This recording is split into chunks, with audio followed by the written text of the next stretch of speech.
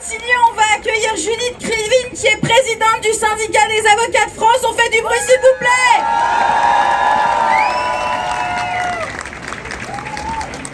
Marine Le Pen a été condamnée avec d'autres, pas pour avoir volé du lait de bébé, mais pour avoir détourné 4,2 millions de fonds publics. Elle a été condamnée à de la prison, enfin sous surveillance électronique et partiellement avec sursis, et elle a été condamnée à une peine d'inéligibilité, pas à vie comme elle l'a souvent réclamé pour d'autres, mais juste pour 5 ans. Elle n'est pas d'accord. Son parti et ses sympathisants ne sont pas d'accord. Et du coup, ils ne se contentent pas de critiquer la décision rendue, ils critiquent les juges qui l'ont rendue, même nominativement, au risque de mettre en danger leur sécurité. Ils s'en prennent à leur impartialité. Ils n'hésitent pas à dire qu'ils feraient de la politique, voire les traiter de juges rouges. Et donc, hop, ces juges n'auraient plus le droit de juger. Ils n'auraient plus le droit de se syndiquer ou de s'exprimer sur autre chose que leurs conditions professionnelles. On voudrait interdire leur syndicat.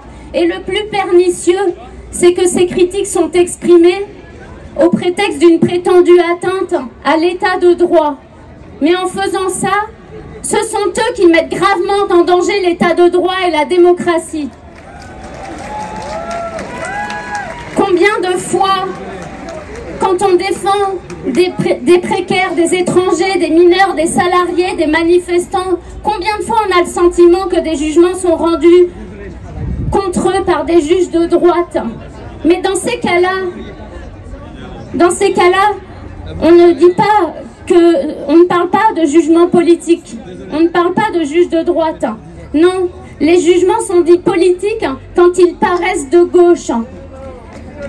Ils sont dits politiques quand ils annulent une interdiction de manifester, quand on une surveillance par des drones, quand on constitue des fichiers, quand ils annulent la destruction de logements à Mayotte par exemple, ou quand Marine Le Pen se voit interdite d'être candidate aux prochaines élections.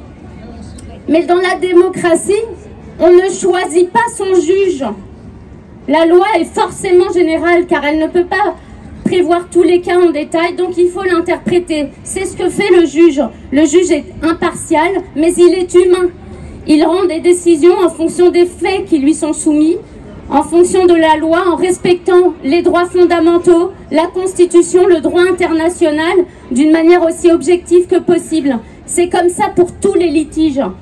Alors certains voudraient que l'indépendance puisse dépendre des intérêts en cause.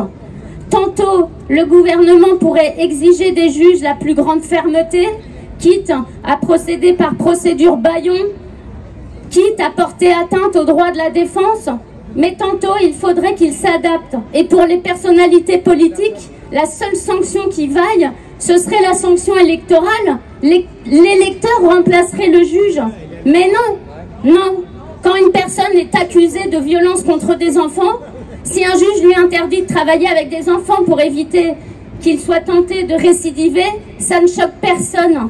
Eh bien, quand une personne pioche dans les fonds publics, c'est pareil. On ne va pas lui confier la gestion de fonds publics, même si les électeurs le voudraient. La loi doit être la même pour tous et toutes. Les juges doivent disposer en dehors du tribunal de la liberté d'expression comme tout le monde, ce qui n'a rien à voir avec leur impartialité dans l'exercice de leurs fonctions. Leurs décisions doivent être respectées. Les personnalités politiques ne doivent pas, par leurs déclarations, rendre possible la mise en danger d'avocats et d'avocates, de magistrats et de magistrates. Il est inacceptable qu'elles se permettent de mettre en cause l'état de droit. Nous devons tous y veiller sans rien lâcher.